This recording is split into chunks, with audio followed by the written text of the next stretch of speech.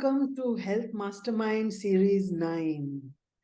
Health Mastermind is a forum for health coaches who are intensely passionate about our work and want to bring insights into many aspects of lifestyle and health to the world at large. This is the 9th in our series, which will meet our goals. So if you're inspired by what we do, write in. We get hugely encouraged by your response. Send us your queries on your daily health practices, and we'll take up the topics as suggested by you.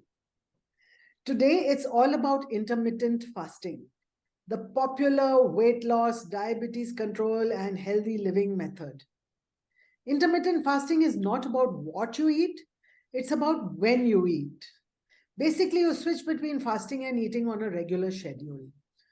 Most research and experts and nutritionists recommend that intermittent fasting can be a great way to lose weight and reverse some types of lifestyle diseases. Let us explore today how eating on an intermittent fasting schedule can help us in moving towards better health and happiness. I would like to introduce 3 health coaches who are here today for Health Mastermind Series 9. First is Dr. Shweta Jerapalli. She's an ophthalmologist, integrative nutrition and health coach who is very passionate about healthy eating and living and believes in the philosophy of food as medicine, and you are what you eat and think. Second is Aditi Sharma. She's a certified naturopath and an integrative nutrition, health, and wellness coach. She is passionate about healthcare and practices a 360-degree approach to make sustainable changes that improve your health and happiness. She also wants to inspire people to become the healthiest version of themselves. So we have almost all of us have been brought up on an eating schedule that gets us to eat breakfast, lunch, and dinner with a mid-morning cup of tea or a snack, and an evening snack too. And ever since ancient times, there has been a tradition of fasting in every religion and culture. Some fasts are simply one day a week fasts where you can keep off grains and eat only vegetable-based foods. Some are fasts when you eat only one time a day. Some call you to eat only fruits, and some prohibit you from eating non-vegetarian food on some specific days of the week. The extreme fasts call for keeping of water as well as food for a significant period of time. Some may ask you to abstain from alcohol and non-vegetarian food for an entire month. And the act of fasting has many benefits we have seen, including body detox, practicing self-control, spiritual cleansing, etc. But of late, intermittent fasting is a new lifestyle option that people seem to be converting to on a permanent basis. The idea is to stay off all food during a certain period of time, from 12 hours to 18 hours a day. There are many benefits, and I would like to call upon health coach Aditi to explain from a naturopathy point of view and what she thinks are the real benefits of intermittent fasting. Yeah, according to nature, there are 5 elements like either earth, fire, air, water, and space. Space is the most useful and the first among, and space refers to either. Empty space in the body or empty organ exhibits space element. So looking at the sky and sleeping under the open sky generates energy. And by fasting, we make use of space element naturally. Fasting is nature's most effective and least expensive method of treating diseases. The best practice of fasting is followed in every religion, I would say. Yes, intermittent fasting has gained a lot of importance and reputation in behavioral, psychological, and metabolic health. So it has a lot of benefits if done in a right way, not starving yourself. So everyone has to go through elimination phase, building phase.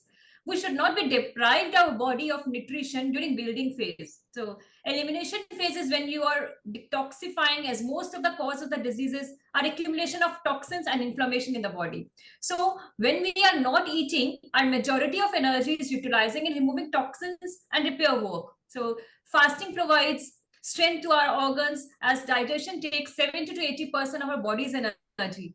So our body, like if we are eating throughout the day, so our body is keep busy ourselves in like digesting those foods and absorbing and all these things. So with fasting, we are giving enough like rest to our organs so that they can work on the repair and the other things on the body which they are looking for. So this way our body gets rest and affect longevity also. So it's a similar type of a thing that you are cleaning your home and someone adding more dirt and you're not able to clean your house properly. Yeah.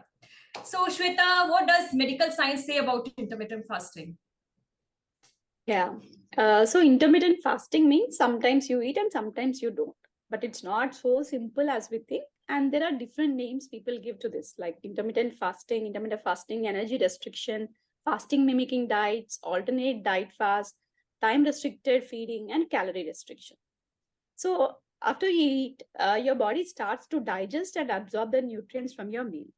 And the hormones and chemical signals released in your brain help to move these nutrients into your cells and let them know that you had enough food to eat. So as the digestion continues, the nutrients from the meal become available to your cells to use for energy, repair, and other processes. Around 8 to 12 hours after your last meal, your body has used up all the nutrients from the meal and now starts to shift from using stored energy resources like fat and glycogen. And this is called the fasted state. And this is where all the benefits of fasting happen due to the biochemical changes in your body. So between 12 to 48 hours of fasting, your liver starts to release ketone bodies and your body starts using stored glycogen, glycerols, and free fatty acids for fuel. And if you continue fasting for more than a couple of days, your body will slowly start to slow down any like major physiological process in order to keep you alive. And finally, after 72 hours of fasting, your body will be almost entirely dependent on fatty acids released from your fat tissue for fuel. So though the research is not very conclusive on humans, but animal studies suggested intermittent fasting helps in slowing down the aging and improves brain health and thereby reduces the cognitive decline and reduces the risk of type 2 diabetes and various forms of cancer, and might also improve heart health through various biochemical and cellular mechanisms, which is difficult for us to cover in this short time. So from a psychological and self-healing point of view, Anita, what do you think the benefits of intermittent fasting are? We all know that we are human beings first and foremost. We have emotions, we have behavioral patterns that define who we are and our relationships with ourselves.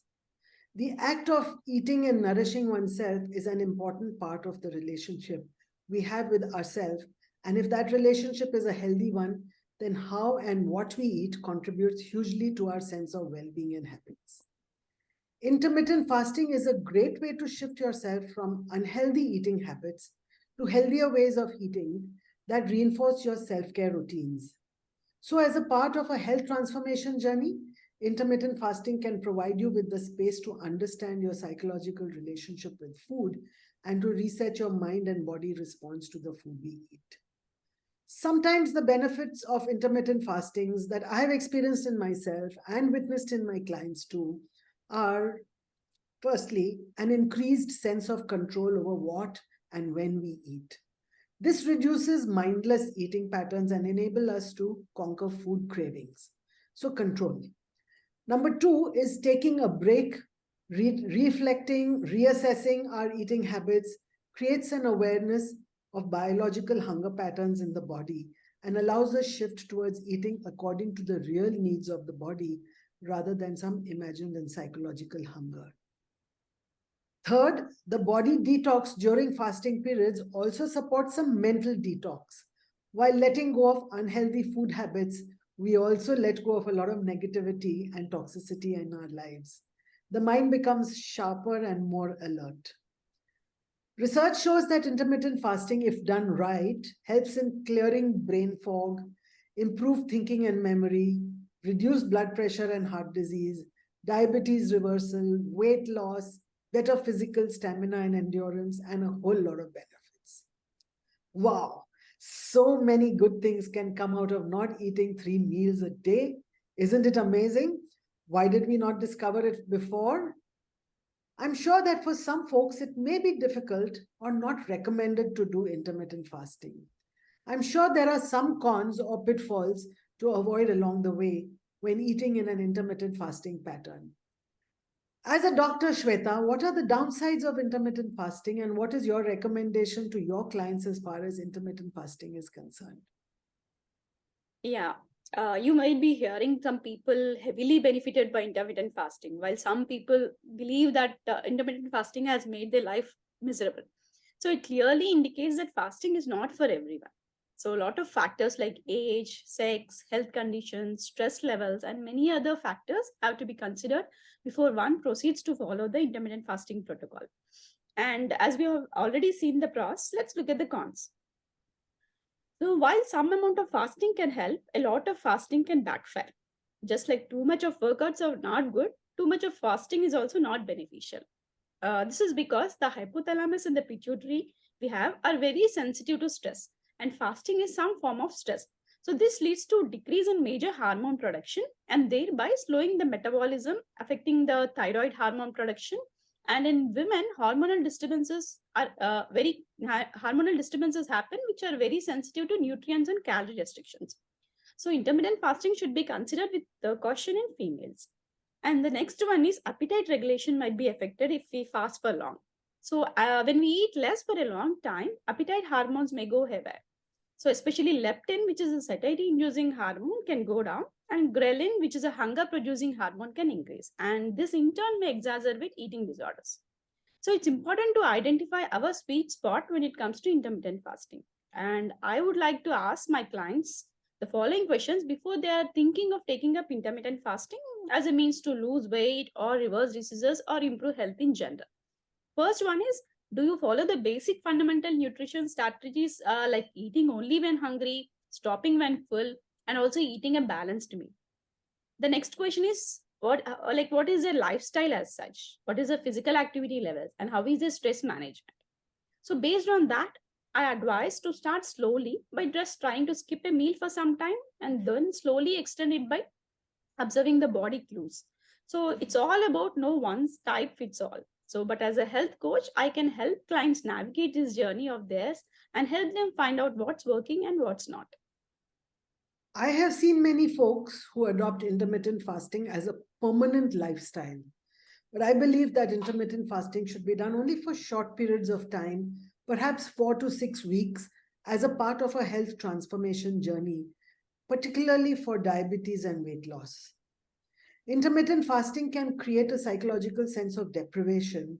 I have seen many clients who get hangry and land up so hungry at the end of the fasting period and that they eat the wrong foods during the eating periods. I have seen clients eat so much food during this fast during the eating period that they get sick in the bargain. The focus needs to continue to remain on eating more fruits and salads and veggies even during the eating periods. Diabetics on medication should not do intermittent fasting. If you're a diabetic and you have medication, you should not do intermittent fasting. I'm repeating this because it could lead to hypoglycemia. And your medication works to remove sugar from your bloodstreams, and sugar levels could plummet downwards during fasting periods. Also, athletes and physically active periods should not do intermittent fasting, as the body requirements for food are continuous and ongoing 24 hours a day. We need food to support our exercise routines with the right food before and after working out. So I find a lot of intermittent fasting people have a difficulty in finding a slot when they ought to be able to exercise and work out. Each person's body is unique. Each person has a unique relationship with food. And it's important to understand the context in which intermittent fasting is done before making these changes to your eating routines. Intermittent fasting is not about skipping meals. Especially, it's not about skipping breakfast, which is the most important meal of the day.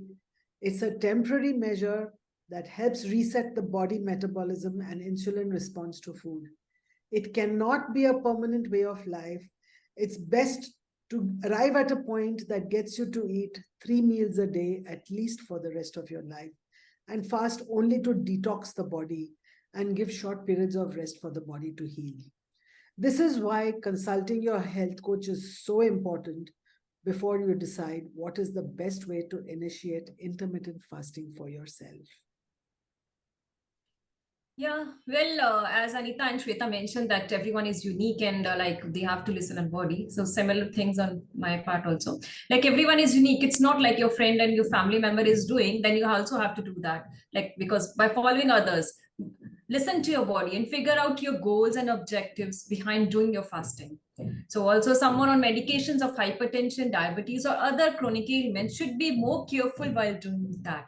They should keep the health coach or their health practitioner in the loop if they are planning for these type of things, because sometimes like it backfires or it will add more or like burden or other issues, like instead of doing this if your goal is doing for weight loss or something better in the way, so it will like get at a reverse order. So start slow, don't push your body so that you feel headache, nausea, or giddiness, something like that. So sometimes suppressing your hungers and not doing with the proper guidance, as I mentioned, that backfires and you end up in other pitfall. So everything from hormonal balance to your immunity happens according to your biological clock, so which is a natural process that regulates our sleep and wake up cycle. So it's better if you can listen to your body and it starts slow. It's not like you have to do it in the first go, you have to do it the 14 hours, 16 hours. You should start from the 10 hours, like 10 hours of not eating in that window, and you slowly and slowly build up to 12 or 14, whatever your body, like give your body signals. So you understand your signals. So basically, so everything has like benefits and like a disadvantage also. So it should be done in according to your like issues and everything that happens according to your body and all those things. Yeah. So I would advise, yeah, what's a I would short advise. message? Sorry, what's a short message from you, Shweta, to our audiences here? Yeah, I was just about to tell that. So I would advise taking it slow, setting the basics right, and remember that intermittent fasting is a not quick fix or anything.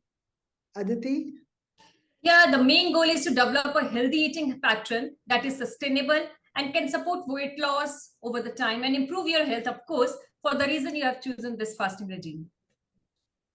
And my message to the audience is that intermittent fasting has shown proven results for diabetes reversal and weight loss and has many benefits when done right. Stay in constant touch with your health coach when intermittent fasting to make sure that it works for you. Well, thank you everyone for being with us today. Before I would close, I would like to announce that this is the 9th in the Health Mastermind series. At the end, you will see one slide which gives details of the earlier 8 episodes. So please do follow us, subscribe to the Health Mastermind, which brings you discussions on the latest developments in the field of integrative nutrition health coaching.